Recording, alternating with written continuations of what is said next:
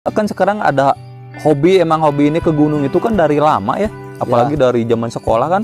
Di gunung itu yang saya tahu itu Bang, kendalanya itu banyak banget. Selain kita jangan mudah capek, selain kita juga harus kondisinya harus fit ya. Kalau kita nggak fit kan kita takutnya ngerepotin orang lain lah gitu kan. Biasanya ke gunung itu banyak kan ya teman-teman, minimal 2 orang lah pokoknya, jangan sampai sendiri. Itu kalau sendiri kalian mau ngapain gitu, kalau ke gunung minimal 2 orang supaya kita ada saling interaksi. Takutnya ada seru-serunya apa-apa juga, ada apa-apanya nanti di bisa. lokasi, kita nggak tahu harus minta tolong ke siapa kan. Kalau kita minimal berdua kayak gini ya seenggaknya lah saling bisa komunikasi gitu, takutnya ada apa-apa. Sebagai amatir gitu ke gunung, cuman emang nggak expert kayak udah belasan kali atau mungkin puluhan kali, 5 sampai 10 lah gampang gitu ke gunung itu.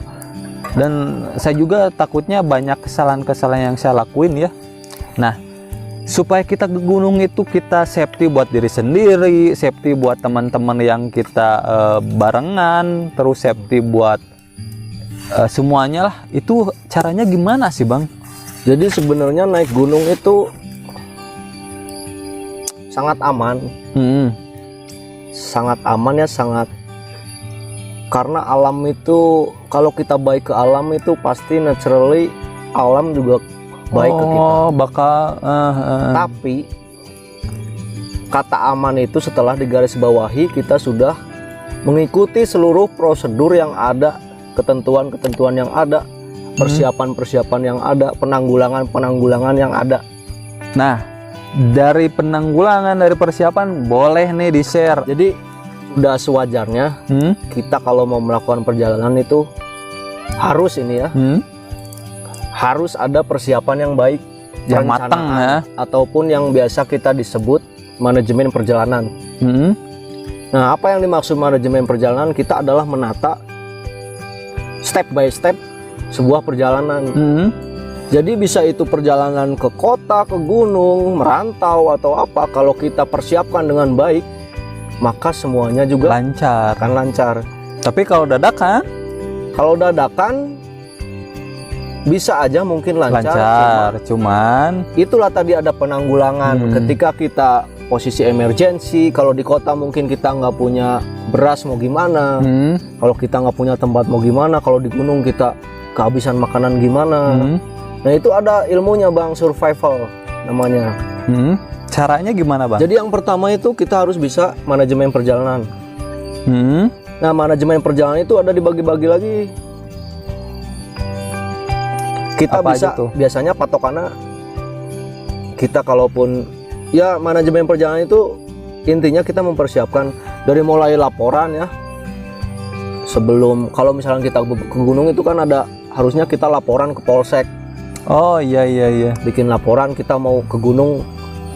Jadi patokannya biasanya kita 4W1H, what, where, when, who, sama how. Itu kan bahasa Inggris. Jadi apa kegiatannya, apa, di mana, kapan, siapa, dan bagaimana. Jadi apa kegiatannya, misalkan contohnya kita ke gunung nih. Ya. Ke gunung yang seperti apa?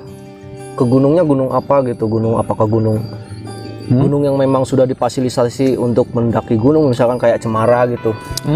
Itu kan udah lebih enak kita. Oh, lebih aman lah. Terus jalan juga mungkin udah dibentuk sedemikian rupa kan. Tenda yang sewa apa juga banyak gitu kan. Nah itu harus sudah terjawab dulu. Lalu kemudian apa tadi, siapa aja yang mau ikut, berapa? Oh, anggota yang mau ikut itu harus berapa didata orang? semua. Apakah anggotanya udah mahir semua atau gimana? Atau masih ada yang belum mahir? Jadi minimal kalau mau ke gunung itu, kalau memang belum pernah ya, pertama itu kalau misalkan pertama kali kalian nggak tahu materi ya nebeng dulu lah sama orang yang pernah, yang tahu lah. Jadi kita nggak asal-asalan aja ke gunung itu. Itu apa, siapa, di mana lokasinya. Makan teman-teman, ini ubi bakar. Di mana lokasinya? Kalau misalkan, misalkan Gunung Manglayang, Gunung Perahu, Gunung apa, ya itu harus dicantumkan. Itu si datanya itu ke kepolisian atau kemana? Seharusnya iya. Kita bikin laporan ya, proposal mau melakukan perjalanan untuk berapa hari, siapa aja. Jadi sebuah perjalanan yang sukses itu pasti diawali dengan persiapan yang sukses, Bang. Yang matang Yang banget matang, ya. betul. Jadi ya pantas aja sebenarnya ketika ada orang celaka itu dikarenakan karena Kelalaian mereka sendiri, persiapannya kan belum siap. Ya betul. Seperti itulah. Nah kayak gitu. Nah pertama nih itu tentang persiapan perjalanan. Terus nih Bang, kita kalau mau ke gunung itu otomatis kan harus bawa makanan lah gitu ya. Ya. Persiapan makanan. Nah teman-teman yang suka ke gunung juga ya gitu, harus persiapan bawa makanannya ya dari kita dari bawah, jangan sampai kita dari atas juga ya. Biasanya kan kalau dari atas mahal-mahal tuh. Ada juga biasanya kan dari tempat gunung, cuman harganya jadi berkali-kali lipat kan ya. Ya betul. Tapi kalau emang kalian emang punya budget lebih ya nggak apa-apa sih, langsung beli dari lokasi. Cuman kalau emang pengen lebih nge-push budget supaya lebih sedikit ya belilah mendingan dari bawah ya, kayak gitu. Nah terus itu Bang, terus ini yang kita harus persiapin bawa alat-alat ke gunung itu apa? Soalnya gini Bang, yang saya ini dari media juga ya, kan ada yang meninggal gara-gara kedinginan. Itu namanya apa sih? Hipotermia. Yang hipotermia, terus kecapean ya, kelelahan. Terus yang jadi masalahnya gini Bang, kalau misalkan emang gunungnya itu benar-benar jauh, tinggi banget ya, otomatis kan saya ini pernah lihat nih dari media, terus meninggal Bang. Terus si mayatnya itu ya disimpan di situ, soalnya kalaupun dibawa juga ya ngerepotin gitu. Pernah nggak? Gunung Everest. Iya kayak gitu Bang. Iya bener, itu bener sih. Ya itu emang benar. Jadi gini, Soalnya rata-rata kan kalau ada yang ke sana, ya ada yang mayat masih beku lah kayak gitu ya. Nah itu gimana sih ceritanya itu? Jadi itu kan Everest itu tingginya hampir 7.000 ya. Kalau nggak salah 7.000 mdpl. Jadi memang kebanyakan orang ketika udah di titik itu di titik oksigen juga kan itu benar-benar jadi beda kayak di bawah lah gitu ya. Ya gitu, memang kalau udah sampai di titik dead point kalau nggak salah itu. Iya benar namanya titik dead point. Kematian ya. Jadi titik kematian itu kebanyakan memang stamina kita itu belum sanggup kalau sampai itu. Rata-rata orang ya. Jadi ketika ada yang cedera, ada yang sakit di ketinggian seperti itu, orang itu bakal mikir 2 kali. Sebenarnya bukan mikir 2 kali, karena memang aturannya itu udah biarin aja menurut panitia yang ada di situ, maksudnya menurut penjaga-penjaga yang mengelola Gunung Everest itu. Karena apa? Karena memang ketidakmungkinan ya, di samping itu biaya, bisa saja sebenarnya pakai helikopter. Iya benar. Cuma helikopter juga kan semakin tinggi itu udara semakin tidak ada. Jadi hembusan si baling-balingnya juga nggak akan stabil kan. Nah itu selain biaya, capek, cuaca juga badai. Terus apa lagi ya? Pokoknya memang intinya itu tidak memungkinkan untuk dibawa ke bawah. Makanya bukannya kita dari sana itu dibiarin ya, bukan, emang sulit untuk dievakuasi lah. Sekarang gini, satu nyawa itu lebih berharga daripada puluhan mayat yang berada di situ. Iya. Patokannya itu mungkin, jadi daripada menambah korban ya sudah biarkan saja Bu. Makanya dibiarin ya. Tapi kalau untuk di Indonesia sendiri pernah nggak sih kayak gitu? Ada nggak kasus kayak gitu Bang? Kayak ada yang meninggal, kita lagi ke puncak, terus ada yang meninggal, terus ya udah dibiarin aja gitu. Kalau di Indonesia mungkin enggak lah, karena memang daerahnya kan tropis. Masih bisa untuk dievakuasi berarti. Jadi cuaca di Indonesia itu dingin maksimal itu masih bisa kita lalui gitu. Oh nggak se-ekstrim di luar negeri kayak gitu. Di Everest. Kalau boleh tahu nih Bang, kita sebagai awam tentang pendakian gunung-gunung kayak gini, tadi di mana sih paling tinggi itu Bang? Gunung tertinggi di Indonesia? Jayawijaya. Jayawijaya itu di Papua lokasinya. Oh, itu masih ada esnya Bang di puncak itu.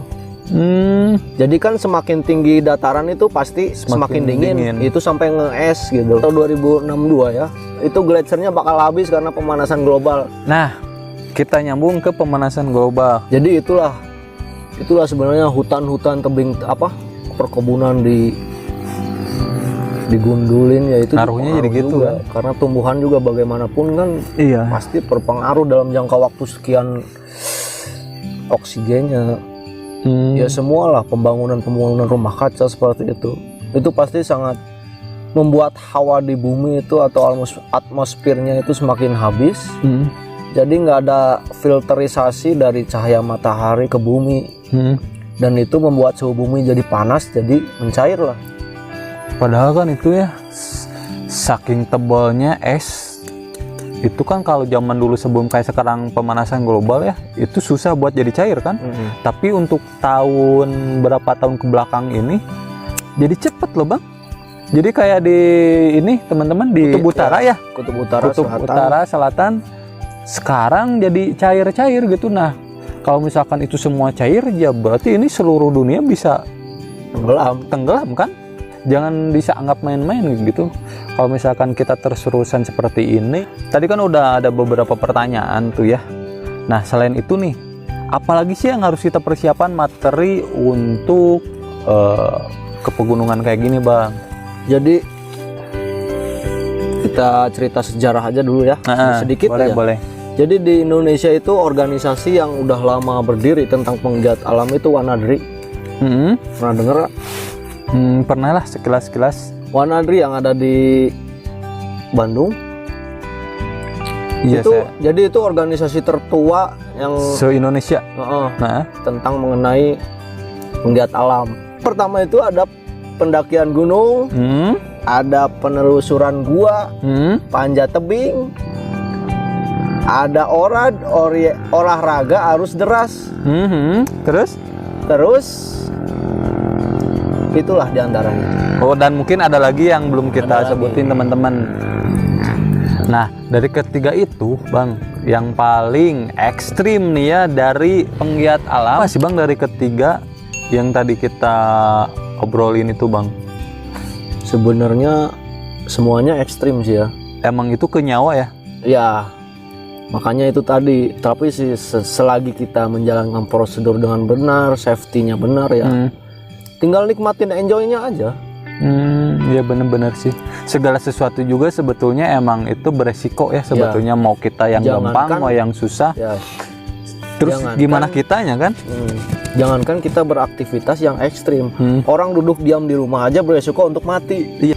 Oke, teman-teman Leguk Duren, alhamdulillah nih, saya yang awam tentang hiking, tentang daki-mendaki, seenggaknya jadi tahu nih ya, kita harus ngapain, apa yang harus dipersiapkan, terus supaya kita pas perencanaan itu kalau ada apa-apa nggak terlalu fatal gitu teman-teman.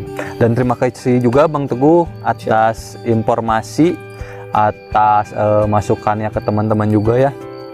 Mudah-mudahan saya pribadi bisa ngejalanin kalau misalkan nanti saya coba mendaki lagi, teman-teman juga gitu ya bisa ya dapatlah informasi yang bermanfaat. Dan kalau misalkan emang kita ada yang kurang informasi dari kita ya mohon maaf yang sebesar-besarnya. Dan kalau misalkan ada yang mau ditambahin dari teman-teman, Bang ini nih ya belum kita sampaikan, kalian bisa komen aja di bawah.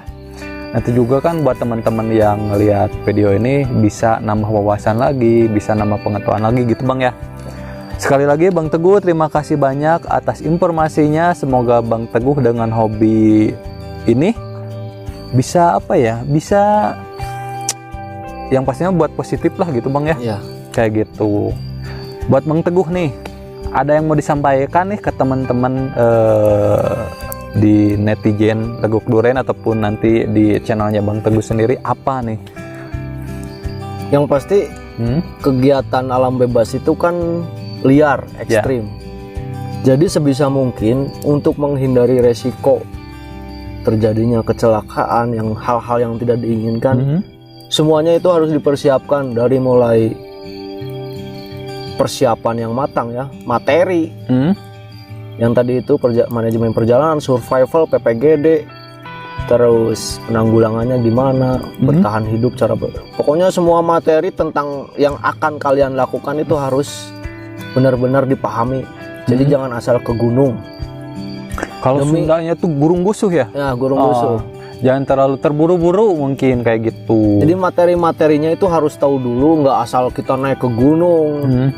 Jadi selain merugikan diri sendiri, itu merugikan orang lain juga. Terus benar. Satu lagi, tetap jaga alam kita, jangan sampai Rusak. Jangan sampai ngerusak. Kalau kita ke alam kemana itu jangan sampai nyimpen sampah, ninggalin sampah. Iya. Jangan tinggalkan apapun kecuali jejak kaki. Jangan bawa apapun kecuali barang bawaan kita dan sampah.